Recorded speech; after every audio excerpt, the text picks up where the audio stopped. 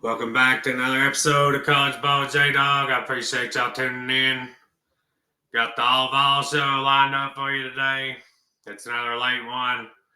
I got a baby going through sleep regression. My ass is wore out, and I'm still here with the video. So if y'all could do that YouTube stuff for me, I appreciate it. Hit that thumbs up for me. If you ain't subscribed already, hit that bell. Go up, hit all. Help you get my videos. If you are subscribed, I appreciate you. You're an OG. We're going to talk about the VOLS future conference schedule. Got released yesterday. They're gauntlets, y'all. Absolute gauntlets. We're going to talk about Peyton Manning could be torn next year over one of the games we play. Then we're going to talk about Kiffin. He talked about leaving Knoxville. There's I think it's a ESPN 30 for 30 on him called The Mini Lives of Kiffin. He talked about leaving Knoxville, how hectic it was, what he dealt with, what his family dealt with. I may or may not have been in that crowd of people that gave him hell, just to be honest. That's enough chit chat, y'all. Let's get into it. We got the future conference schedules. We got some rough ones, y'all. Next year we play Bama at home, Kentucky at home, at Vandy, Auburn home, LSU home, Texas home, South Carolina on the road, Arkansas on the road, Texas A&M on the road. And schedules are getting tough, y'all. But to be the best, you gotta beat the best. The SEC better have something in writing from the playoff committee, from the Big Ten, that strength of schedule is going to really matter in these playoffs, because there ain't nobody going through the SEC undefeated. There probably ain't nobody getting through with one loss anymore. So, I hope they got something, or they're going to the 4-4-2-2-1 model or something, because if not, we'll get screwed. I love all the hard games. I love the competition. I hate we don't play Florida every year. I hate we don't play Georgia every year. Just like next year, we don't play neither one of them. I hate that. That's a tradition I've loved since I was a kid.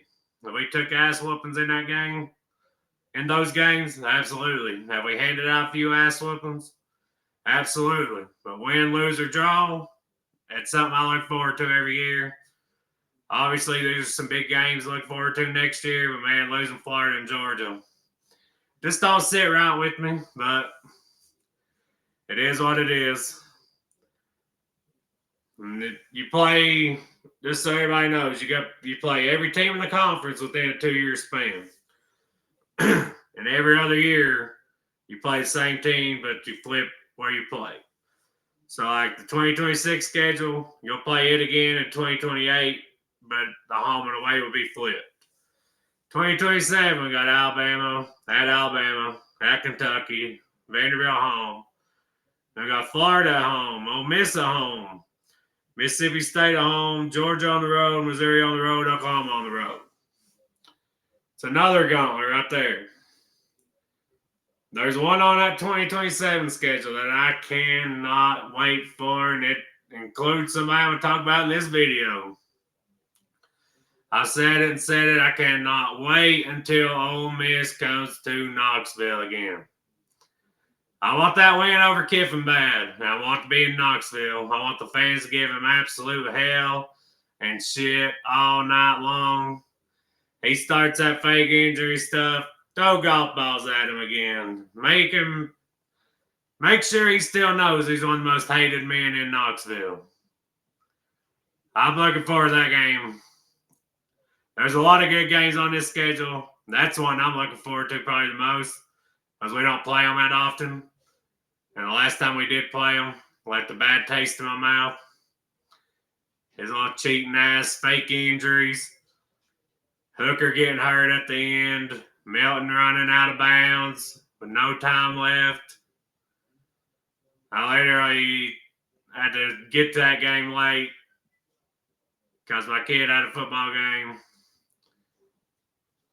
So we had it on record. We got home. Oh, Lord. That was a terrible game, y'all. I hated losing to Kiffin almost as bad as I hate losing to anybody, to be honest. 2028, you got the same schedule as 2026, but reverse. So you got Bama at home again, Kentucky at home, Vandy away, Arkansas home, South Carolina home, Texas A&M home, at LSU, at Texas, at Vandy. That's a tough road slate, y'all. At Texas, at LSU.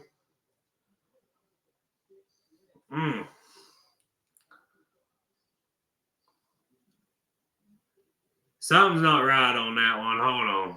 Arkansas is supposed to be on there somewhere. They're on there. One of them, Auburn. We'll go to Auburn. That's got Vandy on there twice, so that's messed up. So we'll go at Auburn on that one. And then 2028, we'll go to Ole Miss. I'm sure their fans will try to give us some hell too. Next 4 years, y'all, it's a gauntlet. It's a gauntlet for every SEC team.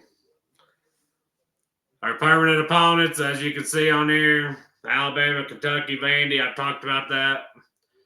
That's for 4 years. They say they're going to reevaluate after 4 years. We'll see how that goes, y'all. But as of right now, next 4 years, don't get Florida anymore. Don't get Georgia anymore. Just every other year. I hate it. Like I said, that's tradition. That's something I get fired up for every year. But now we got new stuff to get fired up for. We got Texas. We got LSU. We got Texas A&M. We got some good games in there. Next year against Texas. Could be a hard game for somebody who used to be a damn Tennessee ball player. He's a ball fan. Everybody knows it. He was asked about this summer, so let's see what he says.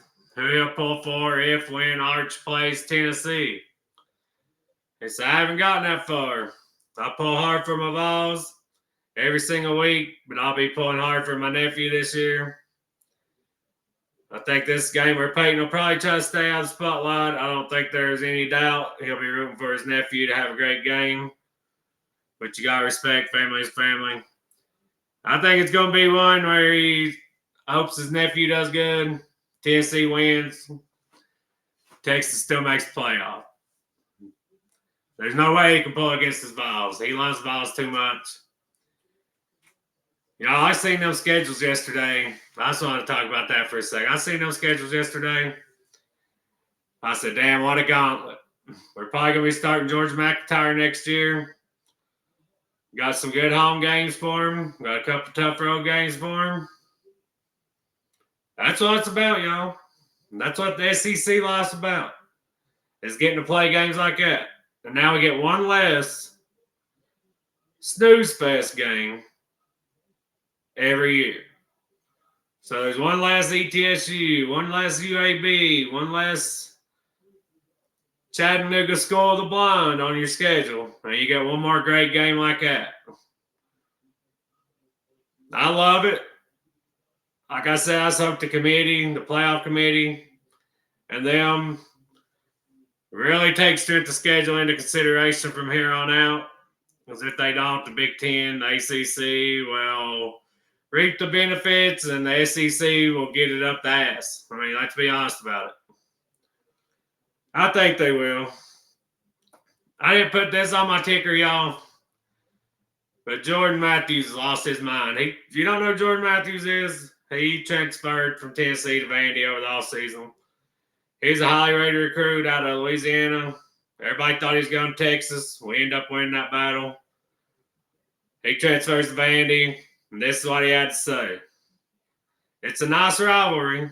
I embrace that I'm on the other side of it now. I'm on the winning side of it. Vandy's been running that mouth all offseason about us, y'all. And now a former Tennessee player who was on the team that whooped Vandy's ass last year is talking about how he's on the winning side of it. You was just the Tennessee last year when we beat them by 16 points and we was down 14-0 to start the game. The Vandy delusion's getting high, y'all. Have they backed it up so far this year? Absolutely. They got a gauntlet of schedule coming up. Better pump the brakes on Vandy. I'd say they win 7-8 games. But people's really starting to believe the hype. And I don't know the people that's believing that hype have looked at their schedule, y'all. They got a tough one. I appreciate Jordan Matthews, what he did here. Hell, I even like Pavia. Even all the shit he talks, I like Pavia. But at the end of the day, you're still Vandy. We're still the Big Orange. Even if some miracle happens, you beat us this year. We still run the state. We'll run the state forever. You'll always be little brother. And that's okay.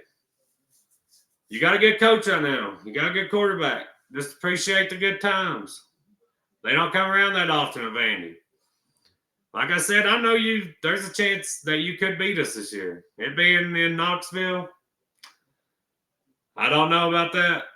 But crazier shit's happened. Y'all beat us a couple times the last 30 years. You beat us 3 or 4 times the last 30 years. And you can do it again. Like I said, crazier things have happened. I'm not sitting here saying there's no chance you beat us. But it's crazy that you sit there and say you're on the winning side of the rivalry when you're like 4 for 26 in your last 30, something crazy like that. It might not be that. It might be 5. I know they ain't won much more than 4. I know Derek Mason beat Butch once or twice, maybe twice. Fulmer lost to him and they had Jay Cutler. Did Pruitt lose to him? I think Dooley might have lost to him once. I know Dooley lost to Kentucky. At the most, you got 5 wins over us in over 30 years. The record talks for itself. That'd be like Tennessee fans saying, we run the series against Bama, we run the series against Georgia. We won a couple the last few years, not against Georgia. We won a few against Florida, we won a few against Bama. But over the last 20 or 30 years, they've had our number. As much as I hate it. This right here, y'all, this cracked me up. It's so true. It's not true. You can be a Vol fan no matter if when you start watching, if you didn't have to go through this, I'm happy for you. Because this shit was miserable. It was absolutely miserable. And if you did go through it, you definitely bleed orange. You're like me. You stuck through this crap, you'll stick through anything. I always said, I tell people, date a Tennessee fan. Because if he could be loyal to this team the way it was for 15 years, he'll be loyal to you. And that's what I always tell people. Says you can't call yourself a Tennessee fan unless you survived the gauntlet. 1 year and dipped faster than Waffle House hash brown, Lane Kiffin. We're going to talk a little more about him here in a second. The orange pants that nobody asked for. If you don't know, we end up with Dooley because Kiffin left 2 weeks before freaking National Signing Day. Didn't give us no time to actually try to hire a coach. We tried to go after Muschamp when he was at Texas, and he recommended Dooley to us. And Mike Hamilton said, okay, I'll hire Dooley, who went 17-20 at freaking Louisiana Tech. And then after the Dooley debacle, we brought in the champions of life, Butch Jones. Clap it up for Butch Jones. His 4-5 years he was here. We won 5 champions of life. 9 games 2 times. And then his last year we went 4-8. And got beat 41-0 by Georgia. Barely beat UMass. What else? Even the year he went 9-4, we started 5-0 with the Hail Mary against Georgia, a comeback against Florida, almost come back and beat Texas A&M, lost in overtime. We had to beat Appalachian State in overtime to start the season on a Thursday night. The year we started 5-0, all we had to do was beat South Carolina and or Vandy, and we're going to the Sugar Bowl. First BCS Bowl. First New Year's Six Bowl in how long? Get our ass whipped by South Carolina. Well, that's okay. All we got to do is beat Vandy. Get beat by Vandy. Pretty sure that was a game they did a quarterback sneak on 4th down. You could clearly see he didn't get it. The refs reviewed it, and even though you couldn't see the ball, they overturned it, which that's typical Tennessee screw job, you know. If you're a Tennessee fan, you know how it goes. Then you have McDonald's bag Pruitt. The McDonald's bag ain't true. It's a Chick-fil-A bag. Thank you. It's crazy. Hey, we went through all that shit with the NCAA. He got fired. And it was over like $62,000, y'all. Now you give that to your third-string quarterback. But Alabama Pruitt, cornbread, as some may call him. COVID year, we went 8-5 the year before. His first year, we went 5-7. Second year, we lost to Georgia State to open the season. Then lost to UAB, and then he ran off a few wins and went 8-5. Gave us a little hope. Michael Penix Jr. was Indiana's quarterback. We beat them in the bowl game. Actually, of my shirt I got on. My sister went to that game and got me this. Then next year was COVID year. We went 3 games. Least amount of games we've ever won. We was one of the few teams that had never only won 3 games. Now we're there. Thanks to Cornbread and this stupid thing he wore over his freaking head during the COVID year. We started that year 2-0 with wins over South Carolina and somebody else. Then we had Georgia close to halftime, and then after that, the wheels fell off the bus. So I'm glad they did. I'm glad we got rid of him. And now we got Mr. Josh Heupel, who has led the program from the depths of hell. We're climbing, we're clawing, scratching our way back to the top, y'all. Yet there's still a few dumbass fans that always want Heupel fired after every single loss. After the Georgia loss, Heupel should have done this, Heupel should have done that. Well, the moral of the story is we had a kick to win the game at the end. If he makes that, if Gilbert makes that, nobody's got a problem with anything Heupel did in that game. But where he missed it, everybody's got a problem. That's how it goes. Hindsight's 2020. I'm thankful as hell for Heupel. I hope the majority of y'all are thankful for Heupel. Heupel said he's staying. He's happy to be here. He loves it here. So don't worry about him leaving, y'all. We're not going to get Lane Kiffin again. Speaking of Mr. Kiffin, y'all should watch the show. It's pretty good. This is from A to Z Sports, y'all, by the way. He said, I think there's things in life that you do, that you make mistakes. I call them self-inflicted wounds. Then there's things you're actually really trying to go above and beyond to do the right thing, and it doesn't work. I felt like I loved the time at Tennessee. I loved the people there, but I just can't watch USC for years on TV and say, man, I had that job, and I said no. Whether I was right or wrong, that's just how I felt. Says Kiffin leaving in early 2010 is still hard for a lot of Vol fans to accept. When you look at it from outside of Tennessee bubble, it's understandable why he did it. USC was home for Kiffin, and like he said, right or wrong, that's just how Kiffin felt. I'm one of the Vol fans that still refuse to accept it because you didn't have to do it the way you damn done it. You leave. You call all of our recruits up for a sign day, say, hey, don't sign your letter of intent. Come to USC. You set us back 5 years. You leave us with Dooley. If you'd have left earlier, it wouldn't have been as bad. I'd still been pissed off. But it's the way he done it. He was young. He's stupid. He's a better coach now than he was then. I still, in my head, I think Kiffin would have won at Tennessee. I really do. He done pretty good in his 1 year here with the freshman right tackle, Aaron Douglas, who ended up transferring to Bama and getting killed. We lost to UCLA at the end. He went try to run it. Didn't get the fourth down right at the goal line. I went to his last game, actually, not knowing it was his last game against Vandy. And Wes Brown, I think, either had an interception or a fumble. He ran back, and Wes Brown went through so much injuries. His knees were shot, and he just fought through it and kept playing. And I went to Fulmer's last game, knowing it was Fulmer's last game. But I went to Fulmer's last game and Kiffin's last game. Anyway, yeah, Kiffin, USC was his dream job. But he should have knew better. He knew how Tennessee fans were. He knew USC was about to get on sanctions. And they left his ass on the tarmac after a loss in year 5.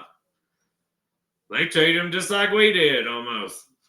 I hear this side I like. I was still at the office doing that press conference announcing he was leaving as it got out and everything.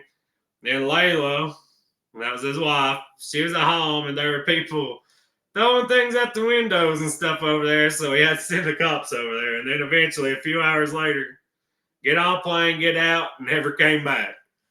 He did come back when he had to with Ole Miss. But I love that last thing. Get on a plane, get out, never come back. And still this day, he's not welcome back. I love that statement. They were burning mattresses. They was beating the doors down where he was when he was trying to leave. Me and my friends might have participated in some not so friendly things over the phone with them. Might have called USC's athletic department, said some terrible things on the phone, left them a voicemail about it. There's always been this one dude from Greenville. Kiffin's little slogan was, "It's time." And he had the Kiffin shirt that said, "It's time." And he is burning it and pissing on it. And he's like, "Yeah, it's fucking time, all right. It's fucking time you go on to USC, you son of a bitch." I always loved that video. I ain't watched it in years. I used to watch it every now and then. If you know who the guy in Greenville is, comment in the comments section. Because that video, that was when YouTube wasn't even popping like it is now. But I still remember that video. I loved every second of that video.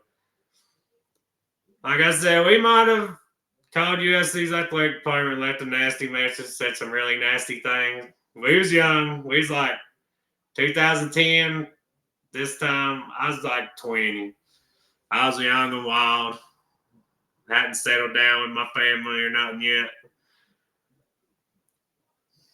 That's all I got to talk about today, y'all. I wanted to get y'all an episode. I'm wore out. I got a baby going through sleep regression. She's giving me hell. So if you watch this video, please hit that like button. Please get in the comment section. Please subscribe.